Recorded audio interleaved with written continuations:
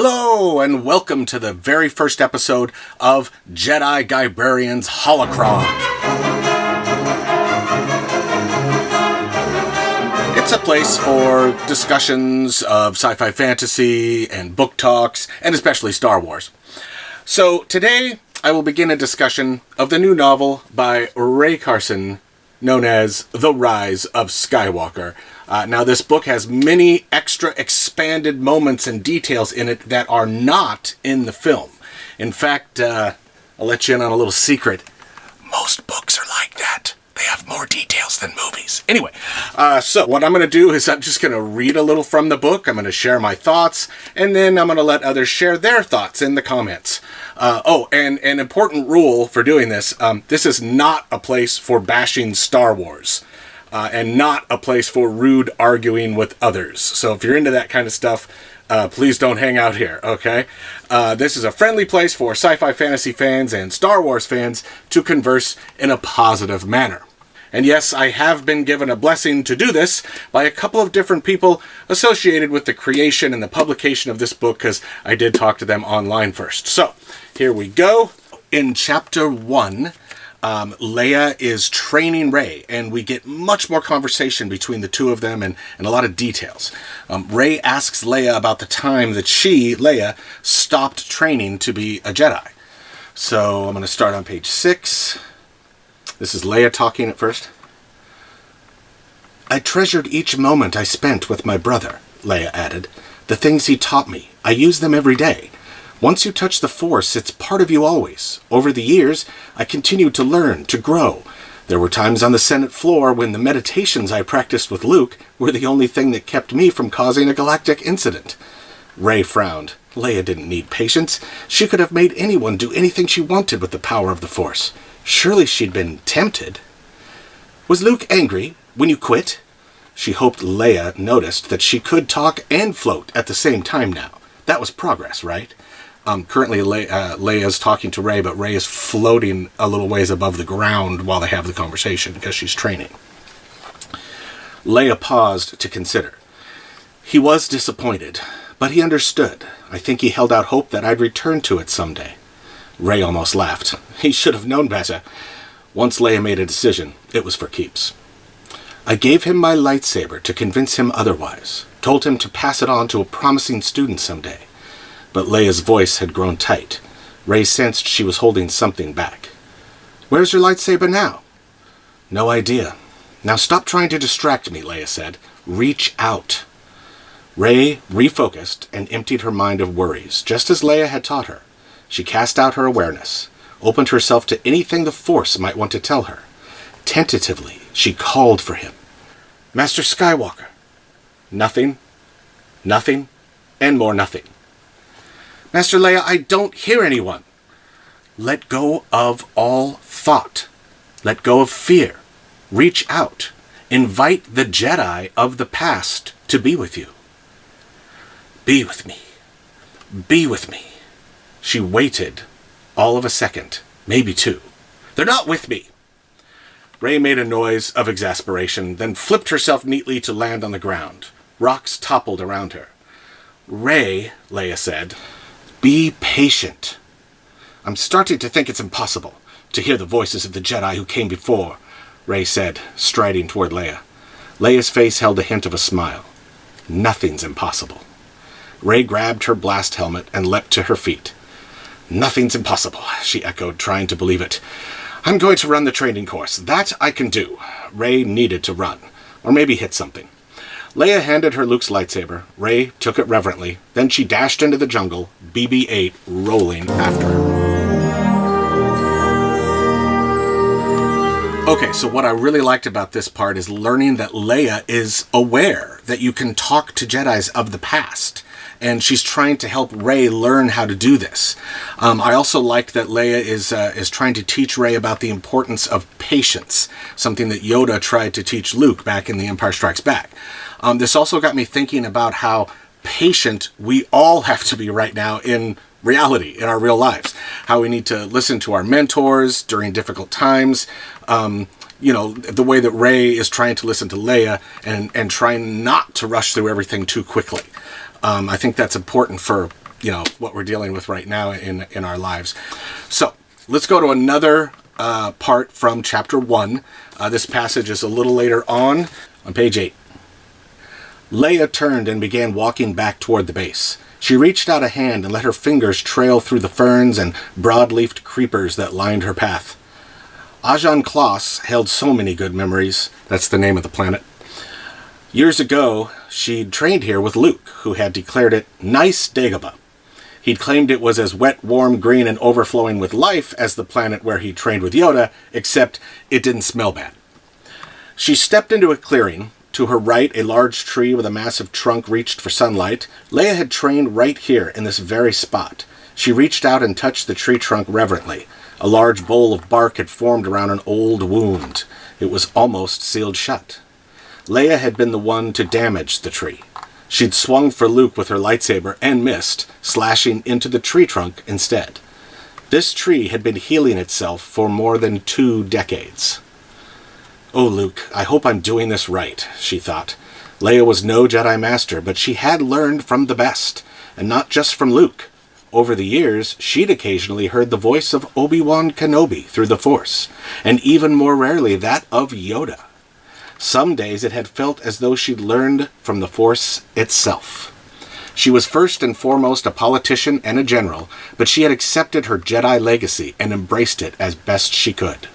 And maybe that's exactly what Rey needed, training in the Force not from a formal master, but rather someone grounded in the everyday minuet of life and survival. Obi-Wan had failed to keep Vader from the dark side. Luke had failed the same way with Ben. She could not fail Rey. Many years ago, not long after the Battle of Endor, she discovered the meditative power of sound. She and Luke had stolen away for some training, and somehow she'd ended up standing on her hands while Luke slung good-natured taunts her way. Even with help from the Force, her shoulders had started to burn, her arms wobble, they'd already spent the last hour sparring with their lightsabers, and her body was exhausted. "You know," Luke had said, his voice smug, "when I did this on Dagobah, Yoda was sitting on my feet." He said that a lot back then, "when I did this on Dagobah." It was obnoxious and completely unhelpful, so Leia reminded him, "You're being obnoxious and completely unhelpful." "I also did it one-handed," he added. He was trying to provoke her, to teach her a lesson about anger and impatience and all that nonsense. Luke had forgotten that his student was a superb strategist who'd already benefited from a royal education. Leia would not be provoked. Instead, she considered. She reached out to the Force, let it flow through her like blood in her veins. A tiny insect began rubbing its mandibles together, whistling a sweet high song. Some instinct guided her, and Leia focused on the sound. It was beautiful, pure, ethereal, completely untethered to the worries of leadership and teaching, failure and learning. With focus and with delight, Leia raised herself off the ground. She floated upside down, feet pointed to the sky. After a moment, she lifted her arms and held them parallel to the ground. But she was just a student, new to the ways of the Force, and when she came back to herself, fully realized what she'd done, she whipped her hands back down lest she fall. She did it just in time. Her form collapsed and she found herself kneeling in the mud. No matter, she'd do better next time. Leia looked up to find Luke staring at her, mouth open. "Did you ever do that with Yoda?" she couldn't resist asking. He shook his head wordlessly. "I can do better," she insisted. "Float longer."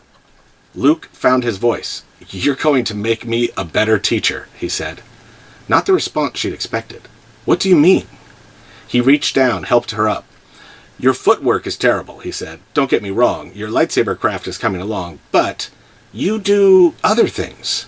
Naturally." His face turned apologetic. What I mean is, you're exceptional. Just different." Then he had smiled, with that wide farm boy grin that had stayed with him all the way up until the night of Ben's betrayal. Leia shook off the memory with effort. Memories were coming fast and vivid these days. She was glad for this one, though. It would be the key to training Rey. Leia and Rey were different, the last remnants of a dead order, and together they would carve a new path. Now we know for sure that Leia has also communicated with Jedis of the past. She has spoken with Obi-Wan and with Yoda through the Force.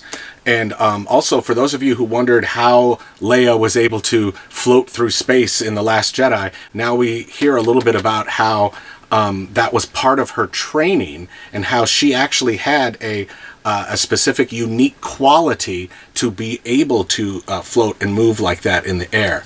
Actually, if you read many Star Wars novels, like I do, you'll find out that there's a lot of different types of Jedi who can use the Force in different ways. And some Jedi have significant abilities that others do not. Like, everybody has their specialty kind of thing. For example, Yoda is very powerful at Force deflection and absorption of energy, and then he can, like, just get rid of it or push it somewhere else. He's especially good at that.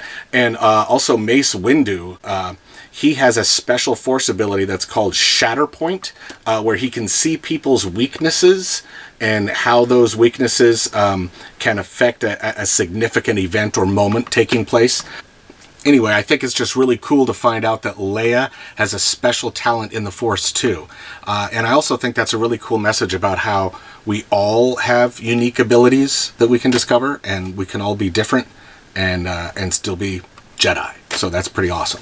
Okay, so I'm going to just read one last little part from Chapter 1. It is on page 13. It's kind of a creepy moment when Rey was kind of filled with some frustration and anger. That's all of a sudden when she gets hit by a really dark vision. Okay, so it says, she saw herself, wind-whipped and alone, standing in a forsaken landscape of endlessly fractured ground. The hair on her arms stood on end, for the air crackled with electricity. Before her, a massive monolith jutted upward, scraping the sky. It was black and shimmery, casting a huge shadow. The monolith shifted, became a giant face of stone, cloaked in evil. No, not a stone at all. A form of something, part human, part machine, with tubes stretching away from it like tentacles, all filled with a strange liquid. Was this creature alive, or was it... Then flashes of Luke's face, then Kylo's. Han Solo, his hand against Kylo's cheek. A young woman in a hood. A freighter flying away from Jakku. Finally, a burning voice in her head, as clear and unbearable as desert sun. Exegol. She whispered the word back, her voice shaking. Exegol? And suddenly she was standing before yet another giant stone structure, this one shaped like a huge claw, its thick, bent fingers grasping ever upward.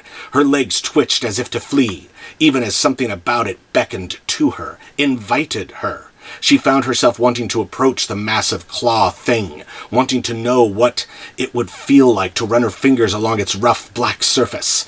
The black claw thing was a throne. She could see it now. She took a step forward, but something beeped at her, and she hesitated. The beeping continued, grew more insistent.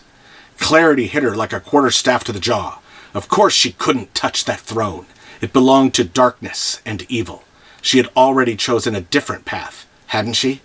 More beeping. Something appeared on the throne, a familiar figure. Rey blinked in shock and dismay. Quick as it appeared, the vision evaporated like morning mist, and she was left gasping in the jungle. Rey was so relieved to sense the life and light and humid green around her that it took her a moment to come fully back to herself, to trace the sound of beeping to a felled tree, and beneath it a very indignant BB-8. Rey dashed over to him, pushed some branches away. "I'm so sorry," she said. Cool scene. I really liked this part because it's like, it's very early on. This is just chapter 1. And she is already getting visions or perhaps messages connected to the evil Palpatine, aka Darth Sidious. And I also love this classic moment of temptation to the dark side where she has to resist touching that throne of darkness that is sort of calling to her. And I love that it is her little friend BB-8 beeping because he needs help.